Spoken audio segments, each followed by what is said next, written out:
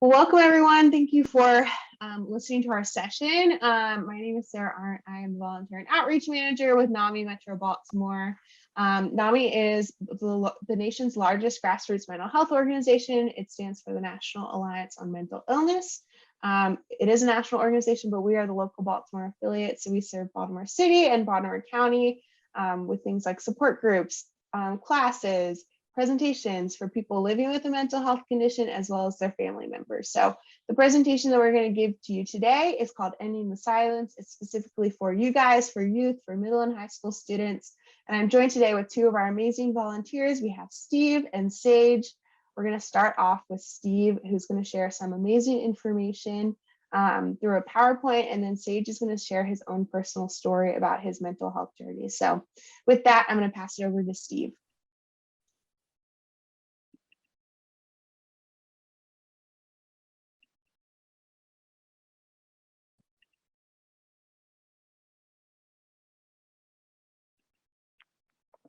All right. Hi, everyone. I'm so glad you could be with us today on this program about ending the silence. So as Sarah said, my name is Steve Heischman. I'm a volunteer with NAMI, the National Alliance on Mental Illness.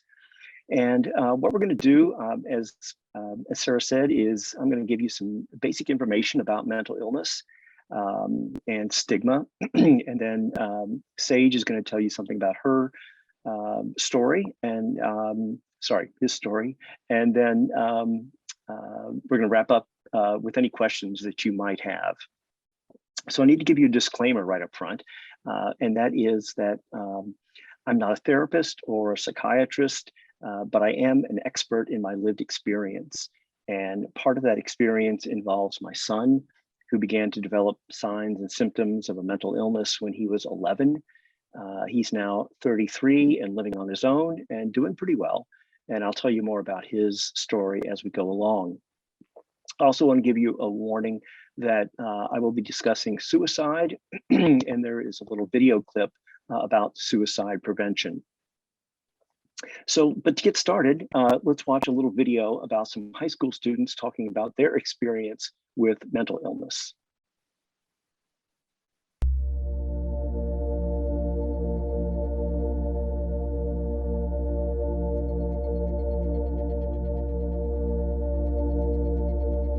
My ADD makes it impossible to focus. Don't they get it?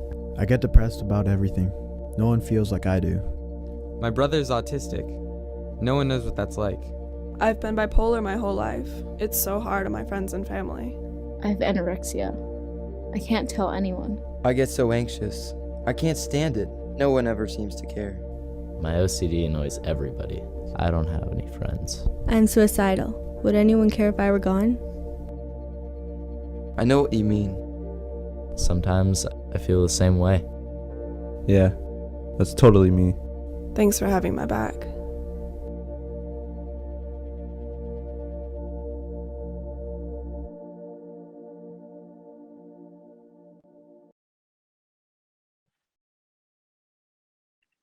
So let's begin with this basic question. What is mental health? Well, we all have mental health, just like we all have physical health.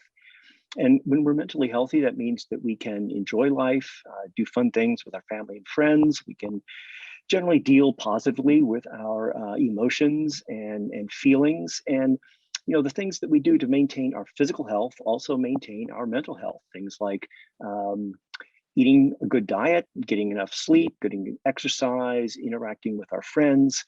But what happens when someone is not mentally healthy? Well, then they experience what we call a mental health condition or a mental illness. And those two terms are used interchangeably. They mean basically the same thing. And so we're talking about conditions like depression, anxiety, bipolar, ADHD. You probably are familiar with a number of those. It's important to understand right at the beginning what mental health conditions are and what they're not. So they are medical conditions just like any physical condition. So if someone, for example, has high blood pressure, that's going to affect their heart, an organ in the body. If someone has a mental health condition, that's going to affect their brain, another organ in our body. And when it affects the brain, then it changes how a person thinks, how they feel, how they act. And oftentimes someone really can't control how they're thinking or behaving when they're experiencing a mental health condition. It's also important to know that mental health conditions are fairly common, and I'll say more about that in just a little bit. And they are treatable, just like you can treat high blood pressure, you can treat anxiety and depression. Mental health conditions are not anybody's fault. It's not something to be ashamed of, but unfortunately, many people are, and that's where the stigma arises around mental illness. And mental health conditions do not necessarily limit what you can achieve in your life. So we're going to watch another little video in which you can learn something about being a friend to someone who might be having a mental health condition. Mental illness is as common as someone with dirty blonde hair or hazel eyes. In fact, 1 in 4 people in the USA alone experience a mental illness every year. That's more than 57 million people. 2/3 of those people never seek professional help, and many don't know where to go or fear discrimination. But we can change this by simply becoming a friend and lending out a hand to those in need. And we have the ability to help each other out. So why not? To start learning how you can become a friend, visit us.reachout.com.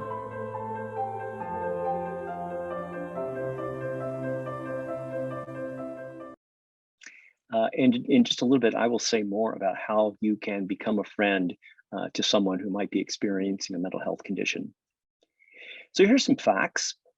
As the video just said, 1 in 5 youth will experience a mental health condition in any given year. So that's 20% of the youth population in this country. That amounts to about 9 million people. That's a lot of young folks. Unfortunately, only about half of those young folks will get into treatment that could greatly improve their condition.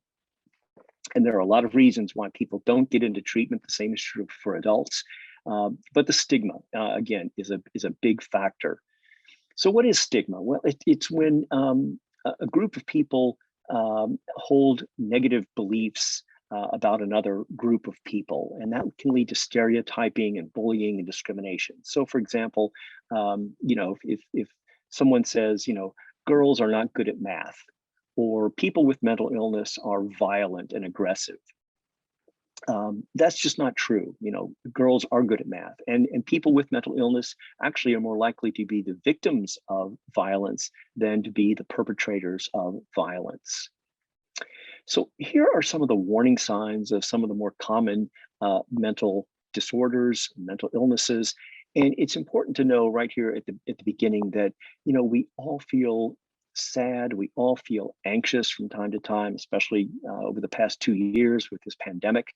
But for most of us, those feelings, those negative feelings go away, or that we don't feel them with much intensity. But people with a mental health condition will experience these symptoms at great levels of intensity and for long periods of time. And so right there at the beginning, some people will be depressed, they will be sad and withdraw from social contacts. And this is what we saw initially with my son. When he was 11, in the 6th grade, he just became more and more sad and teary, and to the point where he could not get out of bed to go to school. And we realized that for him, that was very out of the ordinary. And we got in touch with his pediatrician and got him into a day hospital, which helped. Some people will engage in very risky behaviors that can cause harm to themselves or others. Some people will experience an overwhelming dread that they can't really put their finger on, but it causes some of these somatic symptoms. Some people will hallucinate to the point where they will see things or people who are not there. They will hear voices that are not there. And unfortunately, my son's illness progressed to this point. When he was in his early 20s, he became very paranoid and anxious. He thought that the cars parking out in front of our house were spying on him. He heard voices telling him that his food was being poisoned.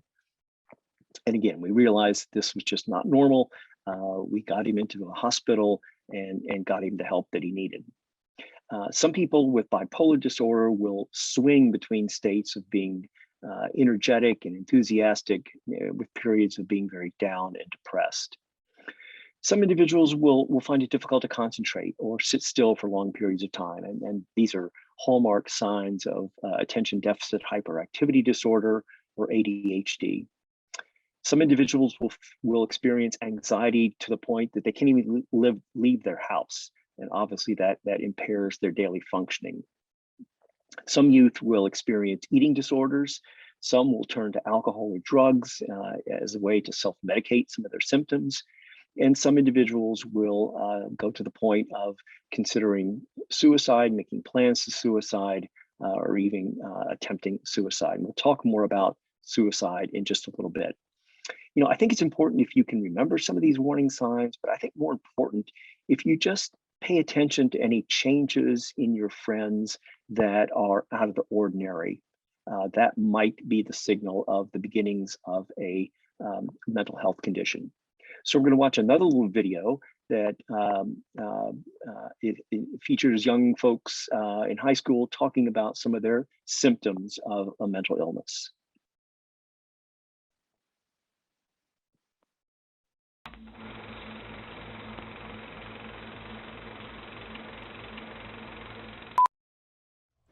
I feel insecure around people. I want to eat, but I won't. I'm trying to fill this emptiness inside. I need to make everything perfect. I feel so alone. Because I never reached out, people ignored me. I was just afraid to talk about it. People teased me and discriminated against me. It seemed like no one was there for me. I was trying to get away from my problems. Every day was a challenge. But I realized I didn't have to do it alone. My friends and family were there to support me. Mental illness is extremely common. 1 in 5 American youth live with a diagnosable mental health challenge. Support from friends and loved ones is the best way to overcome stigma and discrimination. If you are struggling with a mental health challenge, do not be afraid to talk about it. Come join the conversation and get support at www.reachouthere.com. So what are some things that you can do if you suspect that a friend of yours might be experiencing a mental health condition?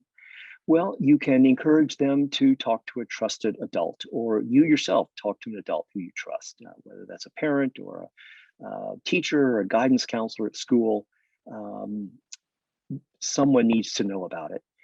You can talk to your friend and just, what do you say? Well, you should simply say, hey, I've noticed that you don't seem yourself lately. Is everything okay? Do you want to talk about it? And maybe they will open up, and then you just need to talk and listen to them. The important thing is just to let them know that you care about them, that you are there to support them. Now, I said we would talk a bit about suicide. It's important to talk about it because it's now the second leading cause of death among individuals between the ages of 15 and 24. It's a complex issue. It's a sensitive issue. Sometimes these warning signs are present, sometimes they're not. But if a friend of yours kind of is dwelling upon death and saying things like they don't have any reason to live, or they're being a burden on others, or they're saying that things feel helpless and they feel hopeless, or they start to behave in very reckless ways, these are some of the signs of suicide. So what do you do? Well, if someone, let's talk about the most serious situation. If someone is in imminent danger of harming themselves or harming somebody else, you do not want to leave them alone. Stay with them. Take them down to the office at school. If you're at school, get in touch with the teacher. If you're not at school, if you're just by yourself, you may just need to pick up the phone and call 911. And tell the person, the operator, that you're dealing with a psychiatric emergency, and ask them to send folks who have been trained in dealing with psychiatric emergencies. So that's the worst case scenario. But If there's no imminent danger, again, you want to encourage your friend to talk to an adult who they trust. Maybe you feel comfortable enough talking with them, and maybe you feel like asking them the question, are you thinking about suicide? It's a really hard question to ask. I know, because I've had to ask my son that question several times over the years. Some people think if you ask that question, that the person is going to be more likely to act on their plans to carry out a suicide attempt. But actually the opposite is just true. They will be less likely to act because they now see you as a friend, as a support. So you may encourage them to call the National Suicide Lifeline. I encourage you to put that number in your cell phone, 1-800-273-TALK, so you always have it with you. The important thing is, if a friend of yours you may feel is in this situation, don't keep it silent. Don't keep it a secret. Talk to someone, get it out in the open. Far better to say something and be wrong than not to say something and have your friend carry out a suicide attempt.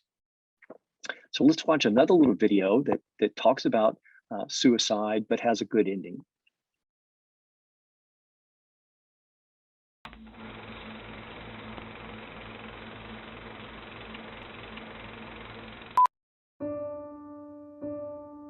This was the first day we met. I knew right away that you were going to be a big part of my life. We had so many good times. But this was the day you started acting different. You isolated yourself. You were sad all the time. I thought you were ignoring me, but when I saw your wrists, I knew it was much more than that. I knew I had to talk to an adult, so you could get the help that you needed.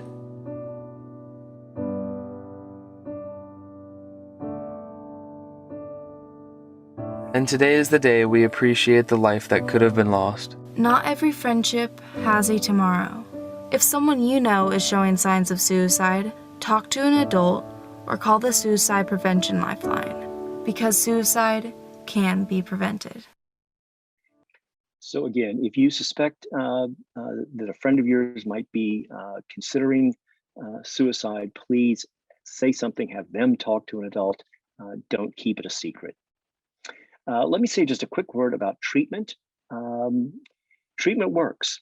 Just like we can treat physical illnesses, we can treat mental illnesses. There are a number of talk therapies, as you see there on the slide. There are a number of very effective medications that can treat anxiety, depression, bipolar disorder, etc.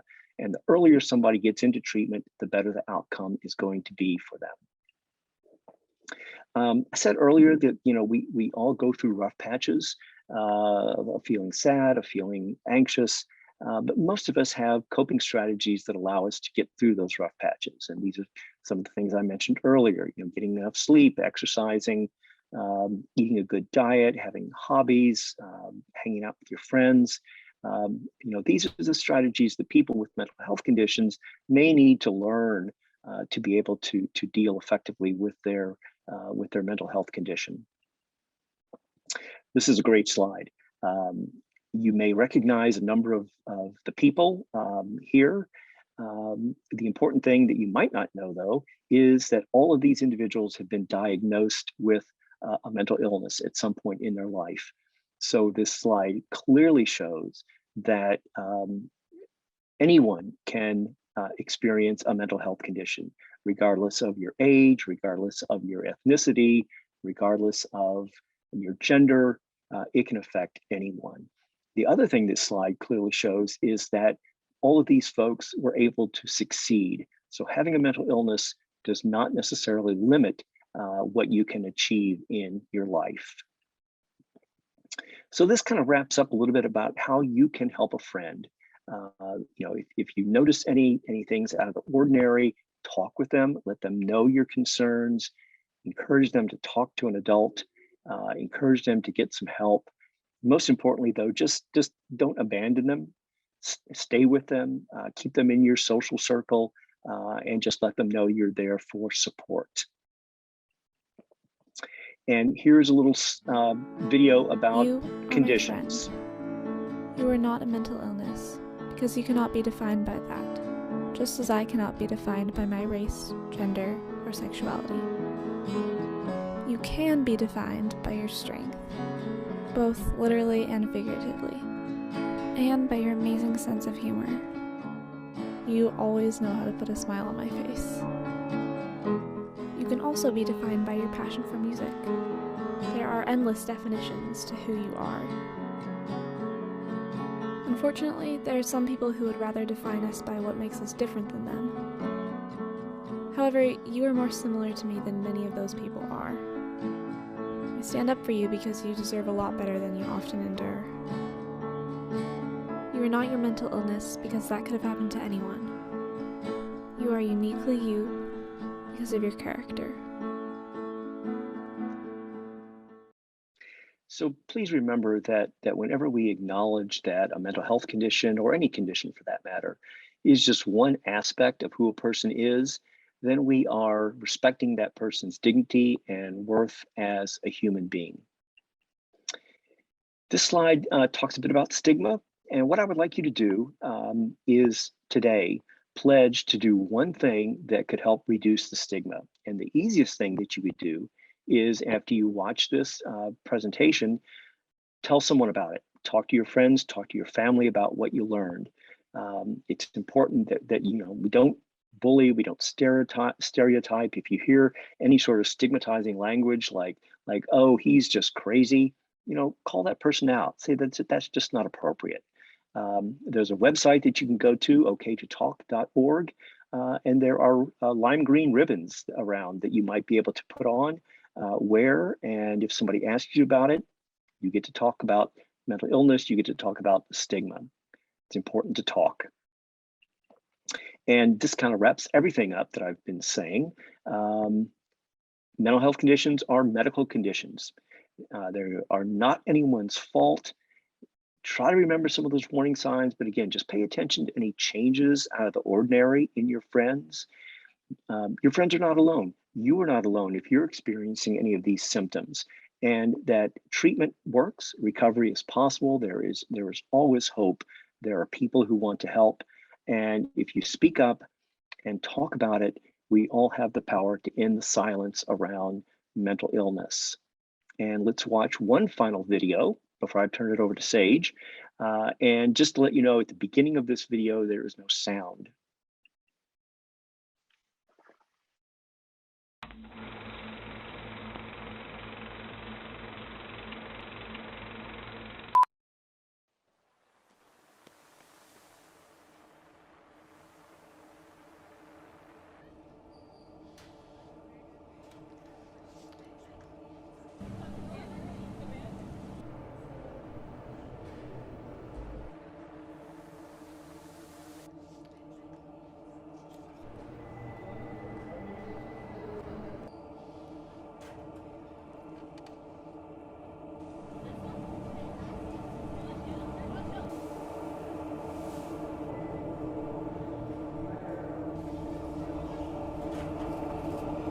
I ended the silence. Studies show that 1 in 5 teens are living with a mental health challenge. However, mental health symptoms are treatable. Don't be afraid to take a stand against the stigma. Speak up or show support. If we all speak loud enough, we can end the silence for good. Join the conversation and find support at www.reachouthere.com. So again, bottom line is there is hope, there is help, and if we all talk up, speak together, speak out loud, we can end the silence around mental illness. If you want more information, this NAMI.org website is just a great resource for learning more about mental health conditions. And I thank you for your attention, and I'm going to turn it over now to Sage.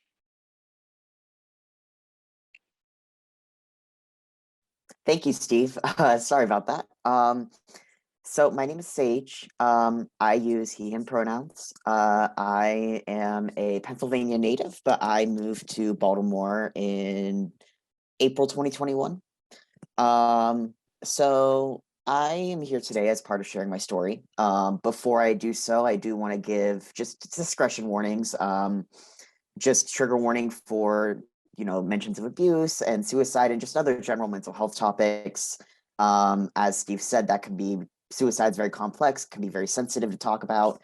So I do want to honor that with people who are watching. But besides that, I am 20 years old. I'm going to be 21 soon. I am a student at CCBC. I study biology, and I am also minoring in a language as well. And along with that, on the outside, I do a lot of art. I am a photographer, and I also really like studying fungus and slime molds. But besides all of my interests, I do live with a mental health condition. I live with many different mental health conditions. And a lot of that, similar to Steve's son, I was showing symptoms at around 11. When I was in 6th grade, my parents had gotten divorced. And in that time in my life, there were events that were coming to an end. So I was going through a lot of abuse as a kid. And during that time when my parents were divorcing, a lot of that abuse had been stopping just because I wasn't around the people anymore that were abusive. And I kind of almost had like a breaking type moment of where I was not only going through like puberty, but maturing and, going through the middle school awkwardness and just going through that time where it's tough for everybody. But I was also, dealing with the trauma that I had been going through and just trying to figure out how to really process it, trying to figure out what it was. Because at that point, I didn't quite understand what abuse was. I wasn't really given education on the warning signs, and really neither did my parents. Some of them knew, like some of my family members knew that there was abuse going on, but they didn't really do anything about it. And right before my 12th birthday, I remember my mental health had a really big crash, and I ended up being admitted into a psychiatric hospital in a children's unit. And I really think that's kind of where my mental health journey began. From the time I was 11 and even up until recently, I've had hospitalizations and I have been in therapy. What I currently struggle with is PTSD and a dissociative disorder called dissociative identity disorder, or DID. It is one of the more severe forms of dissociation. And if we really think about, what is dissociation, there are 5 main forms of dissociation. One being depersonalization, meaning you don't feel like you're in a body of your own, or you may feel disconnected from your body. Derealization, meaning you might feel disconnected from the world around you. And other mental health conditions can have derealization as a symptom as well. We also have identity alteration, which means you may split into different personalities or alters. Identity confusion, meaning that you might not be able to pinpoint, who you may be or have this identity of self. And then dissociative amnesia, meaning that you may lose time, meaning that you don't remember a certain time period, or you may lose big chunks of memories of your life, which is something that I myself can say that I've lost really big chunks of time and lost big chunks of my childhood and memories from growing up. And, DID is kind of classified as having all 5 of those symptoms, along with other things such as eating disorders as a result of not getting treatment. Self-injurious behavior is also another thing, which I will touch on about in a little bit. And there's some other signs and symptoms of that as well. And along with that, I also have bipolar disorder, which is something that runs in my family. And I have struggled with an eating disorder in the past.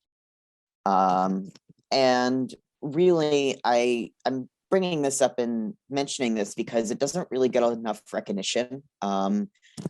Along with there being, a giant stigma with mental health, there's also a giant stigma of those disorders. And unfortunately, it does bleed into getting treatment and talking to people about it, because people just don't understand. And it even goes so far sometimes where providers don't understand. And a lot of times people who have those disorders may not even realize that they have it, because it's either not been recognized by their doctor, or they themselves may not recognize that they're showing symptoms of it. And because of that, they may not get treatment for a long period of time, and they might not know the warning signs of those symptoms. And to go over this warning signs, a lot of that could be, the losing time, even just showing signs of like general depression, not having a lot of motivation, not being able to get out of bed, even crying a lot, or even just feeling like emotionally numb all the time can also be another sign. And another thing to bring up as well was the self-harm. As Steve mentioned in the presentation, self-harm can be a sign of suicide, but at the same time, there is another form of self-harm called non-suicidal self-injurious behavior. And that pretty much means that you are self-harming, but not for the reason of being suicidal or trying to kill yourself. And that is also another sign of both trauma, DID, and even other mental illnesses can have that as a symptom as well. It is not limited to DID or bipolar or anything like that. People with depression may self-harm, people with anxiety. It's very common amongst people who have eating disorders, and it's also very common amongst people who have personality disorders as well. And to go along with that, I really want to stress that, a lot of people do go through this kind of stuff. As said in the presentation, 1 in 5 youth in the United States does have a mental illness that can be diagnosable. Another really big statistic that I think is really big to talk about is that 60% of African-American girls do go through sexual abuse and just general abuse in their childhood, which is something that is not talked about. And since we are in an area where that is a very high demographic, that is something to bring up and point out. Some other statistics include 1 in 5 women will go through sexual abuse or assault in their lifetime, and 1 in 6 men also will. And with the statistics of men, it very well could be higher, but we do not know because a lot of times it is stigmatized for men and men do not reach out. So we do not have a fully accurate representation of how much abuse men do go through. And it very well could be a lot higher than what we currently predict. And to go along with everything, Steve did mention treatment, and mental health is treatable. It is like a physical condition, and there are different types of treatments. There is the most common types. There's CBT, or cognitive behavioral therapy. It's typically used for conditions like OCD, anxiety, depression, just those types of general conditions. There's also DBT, or dialectical behavioral therapy. And that uses 4 different models called mindfulness, interpersonal effectiveness, which is your relationships between you and another person. There is coping skills, or impulse control, and then emotional regulation. DBT was originally created for borderline personality disorder treatment, but research has found that it's also very useful for many other mental health conditions. Then there's also trauma-based therapy, which includes EMDR, talk therapy, hypnosis therapy. Then there's non-traditional types of therapy like art expression. There's therapy animals and working with, horses or dogs and that kind of thing. And really, there is a limitless amount of therapies that you can try. There's medications you can try. And something that is really important is that what may work for me may not work for you, or it may not work for your friend or your parent. Therapy and getting help is individualized. What works for some people may not work for others, which is very similar to how things in the medical field work, where,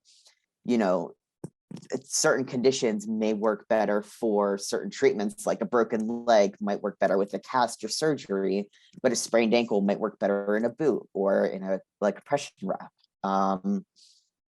And I think that is really important. For myself, I am currently in trauma-based therapy. I am doing EMDR along with other forms of talk therapy. And I also have done art therapy in the past. I've also worked with a barn in my old area that I lived in that did therapeutic horse riding. So I would volunteer. I got to ride horses, which was therapeutic for myself. And I got to help other people who were both disabled physically. And we also worked with people who had very severe mental health conditions as well. So yeah, and besides that, I really do think it's important to remember when talking about mental health conditions that it's very common for somebody to have a mental health condition, and it's nothing to be ashamed of. I know it may be hard for some people who have mental health conditions and may not have accepting families of that kind of stuff, especially in the middle school to high school range. I know I was in that situation 3 years ago, before I graduated. I grew up in a family where even though mental health was, thought of taboo or was very shameful, everyone in my family had it, which is kind of ironic, if you ask me, but I couldn't really control that. And another thing to remember is that it does get better.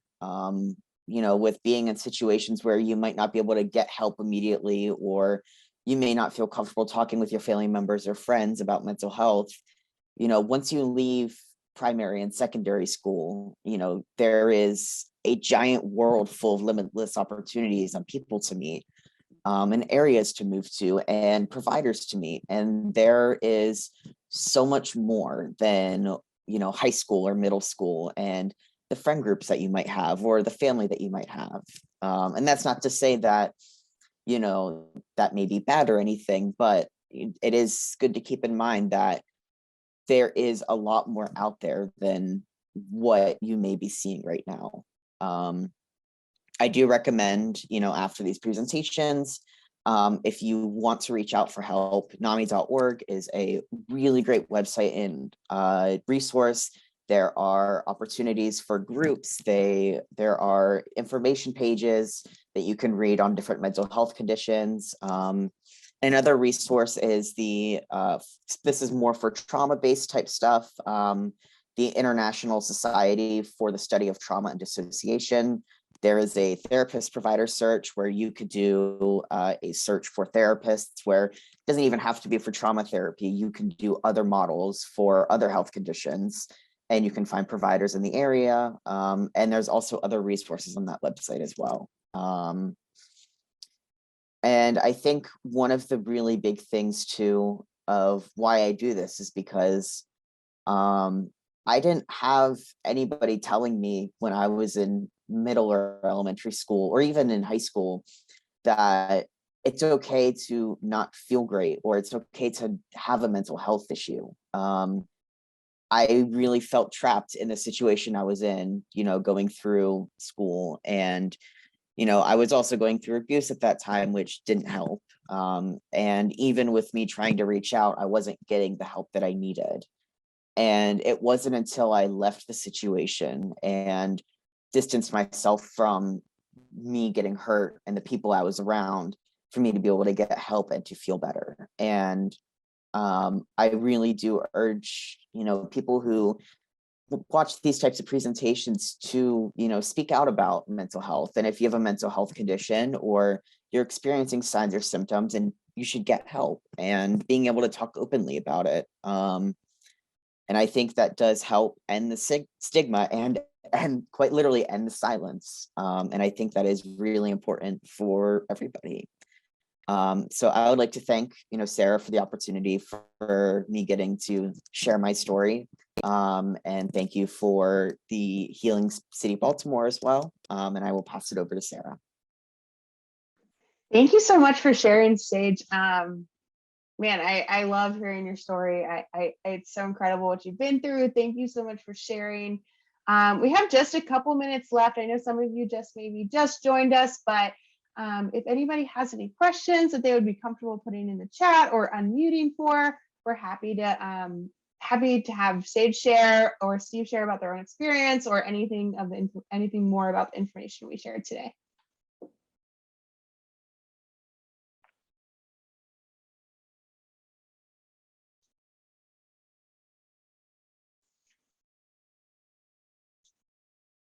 Maybe while you guys are thinking, Sage, can I ask you a question? Okay. Yeah, and I'm just curious, as you were, realizing maybe something isn't right here, I'm not feeling well, like what was the first step for you? What did getting help, reaching out look like? So in my situation at that time, my family was working with a program called FIX, or Family in Crisis Situation. And I very much remember the day where I told them, I am having issues with self-harm. Something isn't right. I need to get help. And from there, talking with one of the counselors, they essentially filled out a referral for a psychiatric hospital because they did an evaluation and felt that that was the best level of care. And from there, we waited till I got accepted into the program, and then I, traveled over and went to it. But that's kind of specific to my situation in PA. I know for other people, it's better to, maybe talk to a school counselor, or even if it's an emergency or you need to call somebody immediately, going to the ER is also another possible route, because they can refer out to psychiatric hospitals, or even just programs as well. And also to mention, now that I'm thinking about it, Shepherd Pratt up in Towson does have a triage where they can give both inpatient and outpatient resources. Yeah, thank you for that. I always think about how scary that first step is, even just asking for help, acknowledging it. So thank you for that advice. No problem. Yeah. Anybody else have any questions? Hi, Sarah. This is Lynn Sarles. Sorry, I'm trying to navigate multiple things today. That's okay. I came on late. I'm participating from the Eastern Shore, Dorchester County specifically, so a rural area. First and foremost, Sage, I want to thank you for your authenticity. Thank you.